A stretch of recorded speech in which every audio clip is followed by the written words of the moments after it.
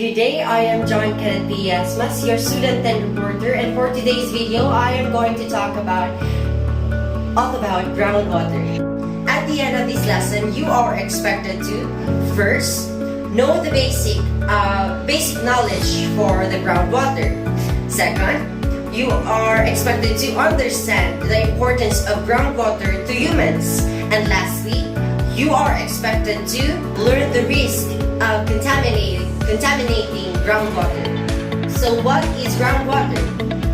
Groundwater is water found beneath the ground which rests in the cracks and spaces in soil, sand, and rocks, and it is called aquifers. So every drop of water is absorbed into the ground and works its way into the aquifer. So which is the level of water in the underground reservoir. So groundwater is located in the porous soils and sands that can store water, similar to how a sponge absorbs water. So precipitation replenishes groundwater, which can then arise to refill streams, rivers, and lakes.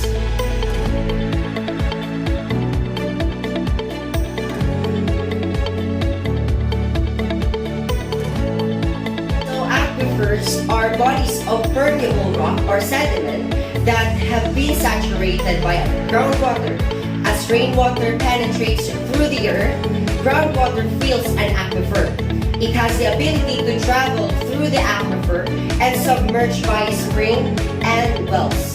The rain and snow melt penetrate downward into the pores and crevices of the soil surface, replenishing or recharging the groundwater supplies. Humans in the other parts of the world are facing severe water scarcity as groundwater is depleted quicker than it is restored naturally. Human activities have contaminated groundwaters in various regions. Clean surface water is much more accessible. It is the most prevalent source of drinkable water. So humans consume over 321 billion gallons of surface water each day. On the other hand, 77 billion gallons of groundwater are being utilized. So contamination of potable water is a problem as well. This reduces the quantity needed for human usage even further. Water can be found in variety forms and in a variety of locations. While there appears to be plenty of water, the amount of water available for human consumption is constrained. This survey shows that most of the withdrawn groundwater are being allocated to be used in irrigation or in watering the crops in the country, which most likely makes sense since after being used to water the crops, it comes back to the ground to again recharge the groundwater. And since groundwater can be found underground, how do we extract water from aquifer?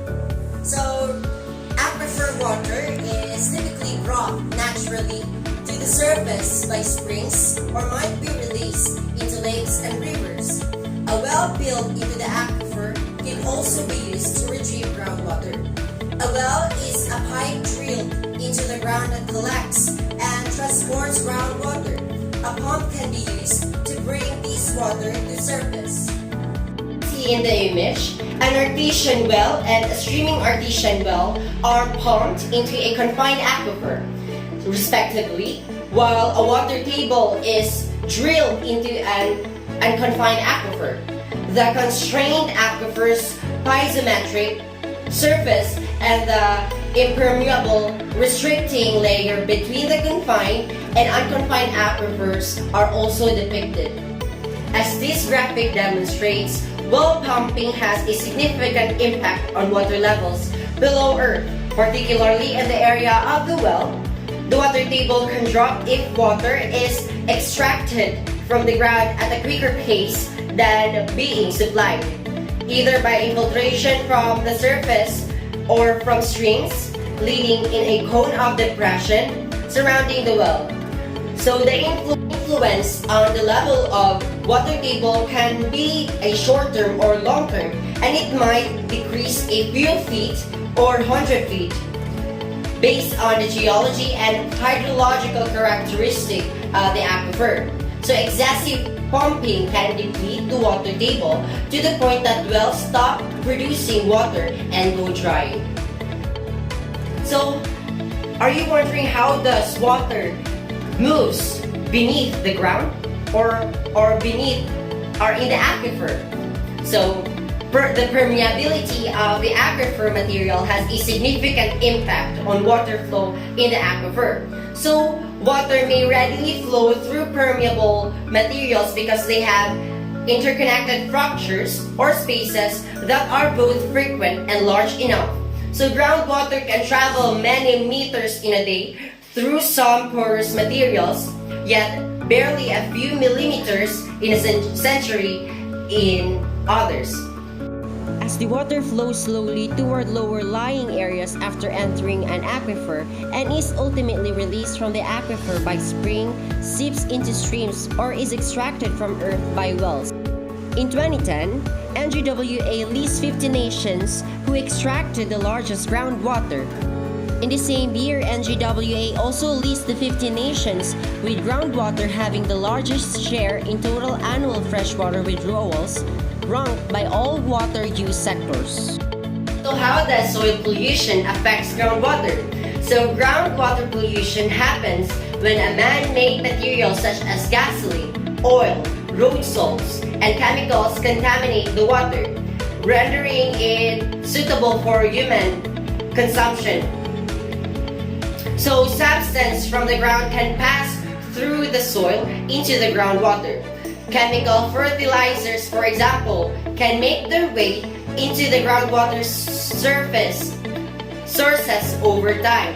So groundwater may also be contaminated by road salts, hazardous chemicals from mining sites, and spent motor oil, untreated sewage from septic tanks, as well as dangerous chemicals from underground storage tanks and leaking landfills can leach into groundwater.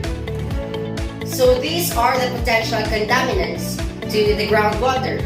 First is the storage tanks. Next is the septic systems. Next is the uncontrolled hazardous waste. Next is landfills. Another one is chemicals and road salts. And lastly, the atmospheric contaminants. Storage tanks. They can be above or below ground and can hold gasoline, oil, chemicals, or other sorts of liquids.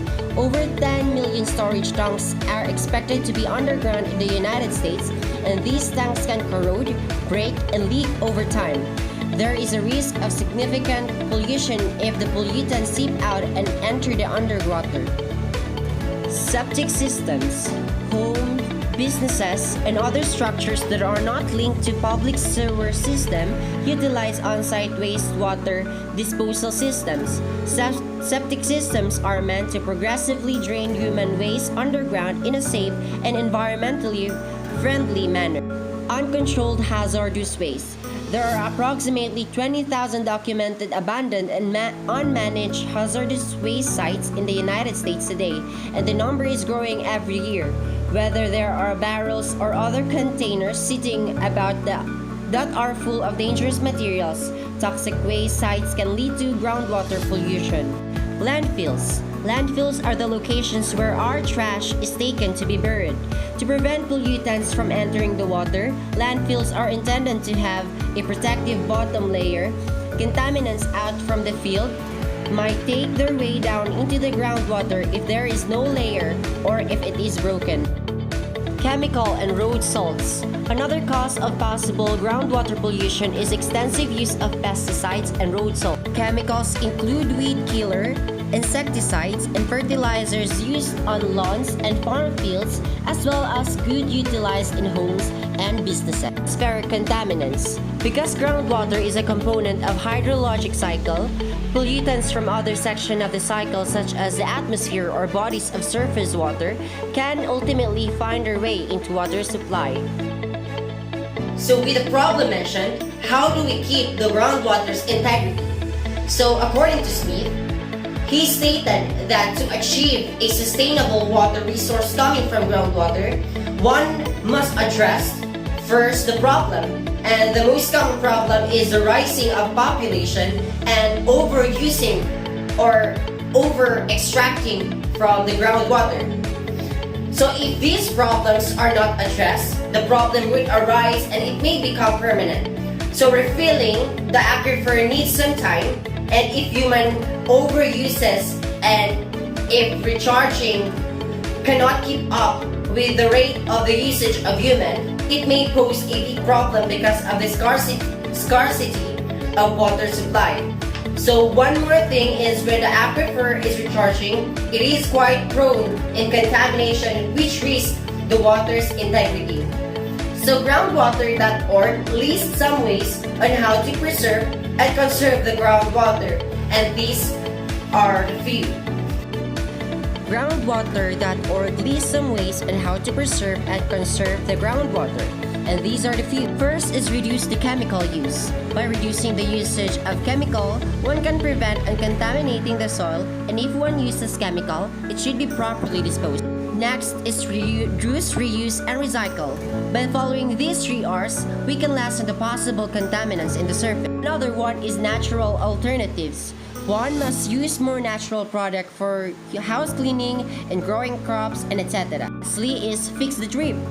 Check for leaks in all of your home's faucets, fixtures, toilets, and taps, and replace them right immediately or install water-saving ones. That's all for today. I am John Kenneth Piasmas, and thank you for listening to this video.